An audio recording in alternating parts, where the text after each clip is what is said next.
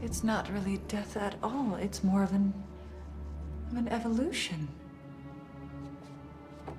His humanity is dissolving, Mother. He's becoming a fucking snake.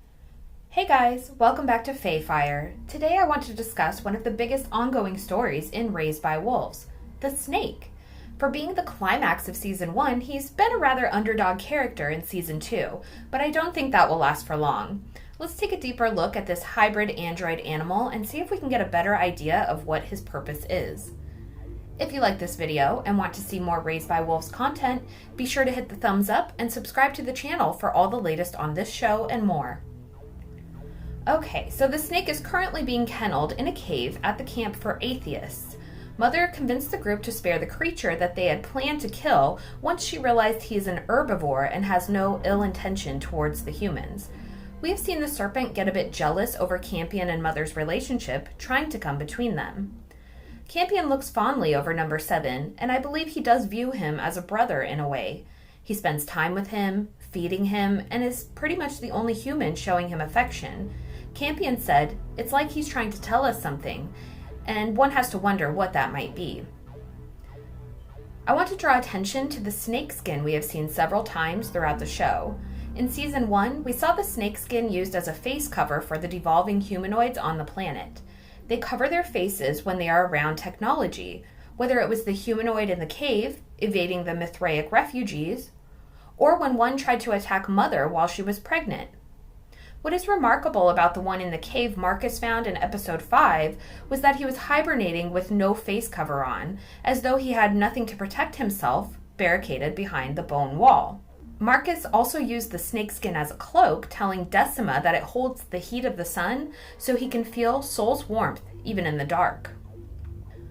The skin of the serpent seems to have useful properties and provides a barrier for the humanoids against technology, though it may be weak protection as we have seen the humanoids still avoid interaction where technology is present.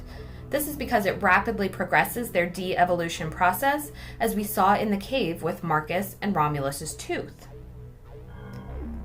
It should also be pointed out that the humanoids live very close to snake remains. The cave in Season 1 where the Mithraic encountered one of the humanoids was beneath a giant set of snake bones.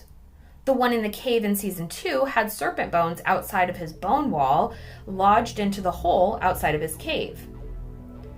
One more thing worth mentioning is when Paul was poisoned and cocooned, the only remedy was the leeches native to the planet. Small leeches with tiny teeth. The computer told Sue that she was looking for variant 6 of the leeches with medicinal properties, but with how difficult and dangerous they are to obtain, he suggested variants 1 through 5 as an alternative, showing that there are at least 5 other variations of leeches on Kepler 22b. It has come to my attention that the appearance of the snake is strikingly similar to the leeches, but on a much larger scale. If variant 6 leeches have medicinal properties to help humans, would there be a chance that the other variations of leeches on the planet may just offer the same? Considering the benefits the snake's skin has already presented over the past 2 seasons, I believe there's a strong likelihood of this.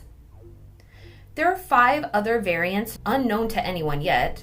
I am still perplexed on how the computer knew about the local life on the planet and the acid ocean in such detail, but we won't talk about that. Number 7 has shown us that he does not feed on blood, which is typical of earth leeches, but variant 6 only fed on sea creatures from the acid ocean, so a giant vegetarian leech is not the wildest idea ever. The main point I'm getting at is that I believe the snakes are protectors of human life. They may know more about the dark photon energy, especially number 7, as he grew from the energy to begin with. Was the manipulation Mother underwent to become impregnated actually to benefit the planet and her children? Number 7 is trying to communicate this to Campion. I actually get a sense of resentment between 7 and Mother, as though he's very angry at Mother for abandoning him. There is some definite tension between them. There's a brief clip in the episode 6 trailer of the snake looming over Campion and Mother telling him to get away, so we will have to see what leads up to this. Mother would always put Campion first, but I don't think that would be the reason for an attack on Campion. I think Campion understands the snake more than anyone else at this point. We'll have to see where episode 6 takes us, and I cannot wait to see how the last few episodes play out in season 2. This show gets better and better every week. Let me know your thoughts in the comments below. Do you think Snake is friend or foe? Do you think it is remarkable that the humanoids live near serpent remains? I mean, we'll literally find out tomorrow, but I just had to share my thoughts with you guys. I'm probably way off as usual, but it's still fun. I also wanted to thank all of my subscribers for helping me reach my goal of a whopping 1,000 of you guys. I'm so happy you all enjoy listening to me chat about my favorite stories, and you're all so awesome and appreciated. Thank you all so much for watching, and we'll see you in the next video. Bye! I think it's jealous, Mother.